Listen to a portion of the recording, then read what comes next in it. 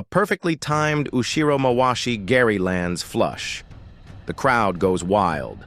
Lights flash, music thunders, commentators scream.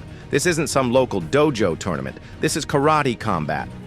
It's flashy, it's loud, it's modern, it's divisive.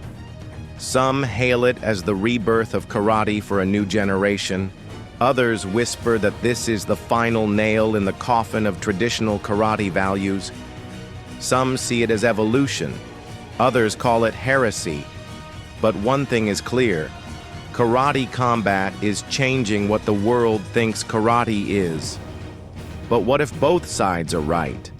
What if karate combat is simultaneously the best and worst thing to happen to karate in decades?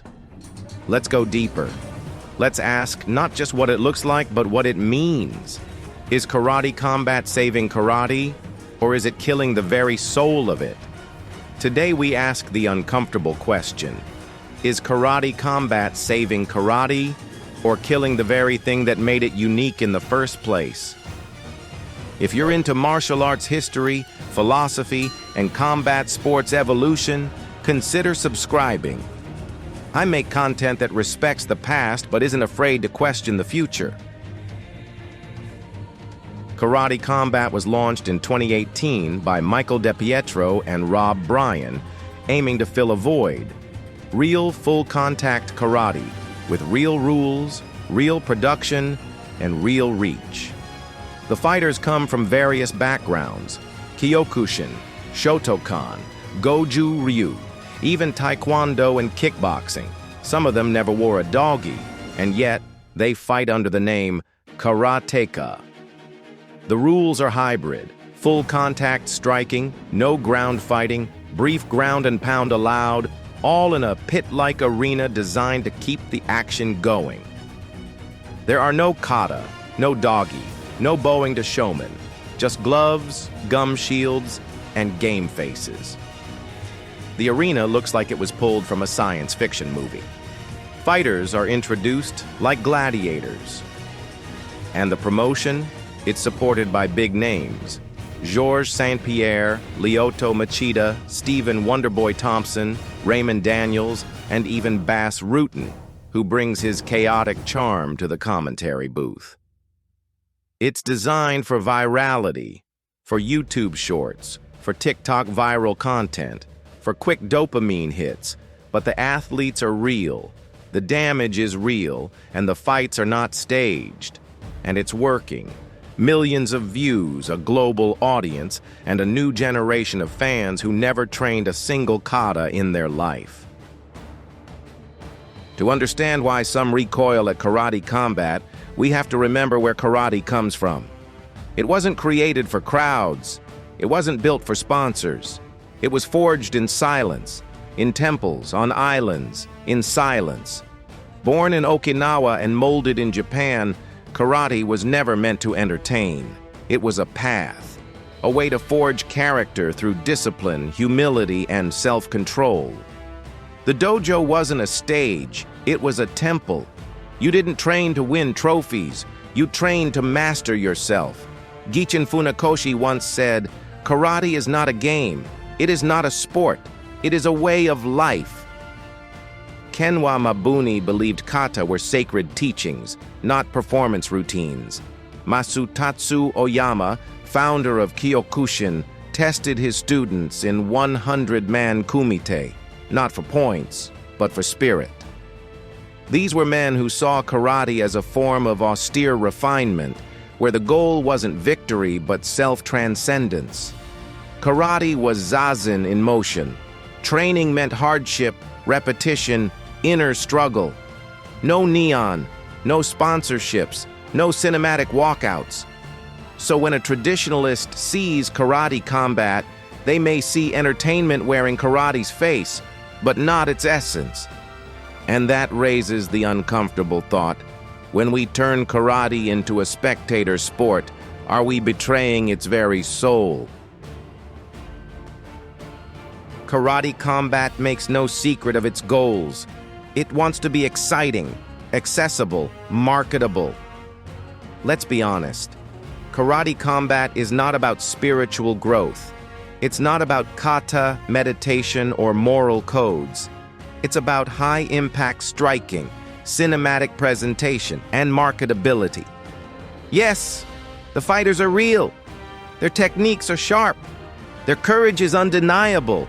But the packaging, it's Hollywood.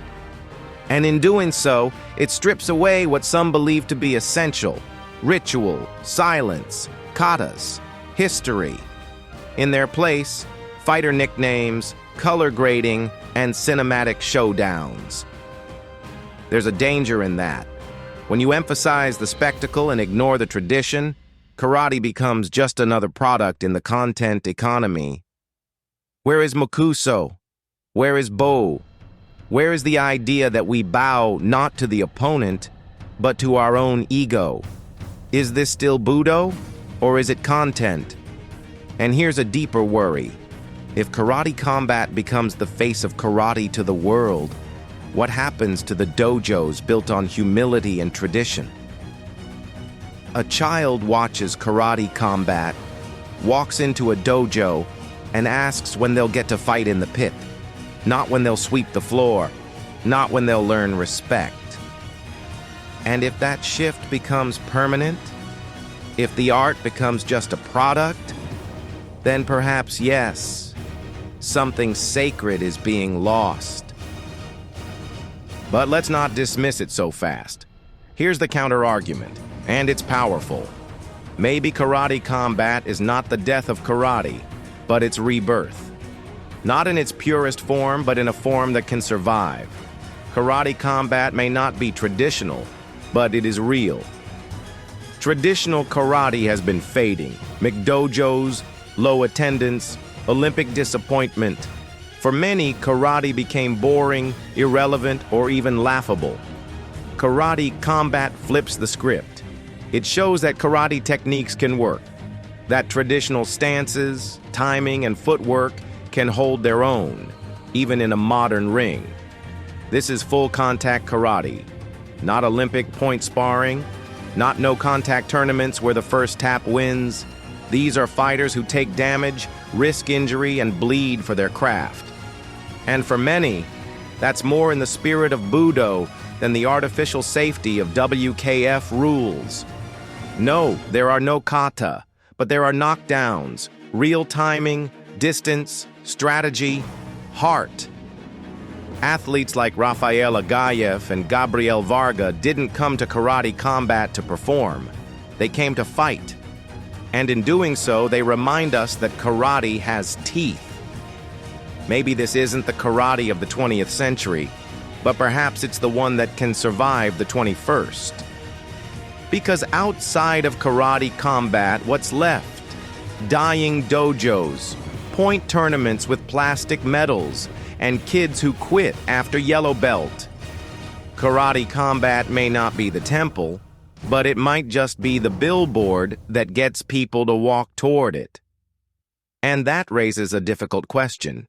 Which is closer to Budo, the calm kata in silence, or the man who steps into the pit with nothing but his fists? So, is karate combat saving or killing karate? Both. And neither. It depends not on what it is, but on how we use it. If we treat it as a final destination, we failed. If we treat it as a bridge, an invitation, we have a chance. Because karate is not a logo. It's not a brand. It's not even a belt. Karate is a way of moving through the world with discipline, honor, and control. Karate combat doesn't teach that, but it can lead people to those who do. It's up to instructors, dojos, and real martial artists to take that spark and turn it into fire, to catch the eyes and then train the heart. Karate was never meant to be seen, but maybe in this noisy world, being seen is the first step to being remembered. What's your take? Drop your thoughts below. And if you enjoyed this, subscribe for more.